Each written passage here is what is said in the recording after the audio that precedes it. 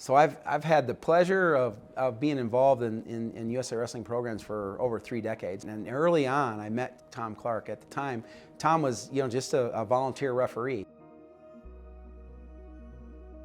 We had met about 22 years ago. He was always involved in Indiana State Wrestling till the very end. Being in the Indiana system, it meant everything. It was local for him.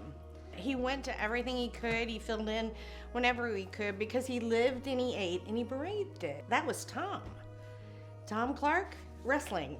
You might as well just put it in his name. That was who he was.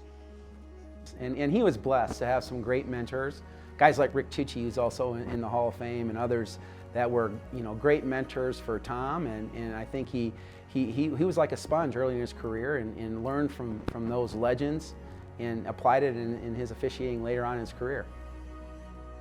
The pinnacle of being a referee is to be able to officiate the Olympic Games, and in '08 in Beijing it was a big time for wrestling. To see that be the ultimate stamp of legitimacy on his career, and he deserved it and did a great job, had a great Olympics, and it was awesome to see his hard work pay off, because I think one of the things that set Tom apart from other referees was his willingness to volunteer. And I mean, he came up at a time where referees didn't get paid anything, right? You did it out of the kindness of your heart and your desire to give back to the sport.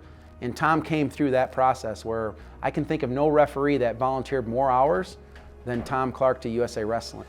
So it means a ton to me personally. I mean, having known Tom really most of his career, if not all of it, and to see all of his hard work ultimately recognized with the highest honor, being inducted in the National Wrestling Hall of Fame, my heart's warm because of that, and really grateful and thankful that his family lent him to us, and he's just great to see.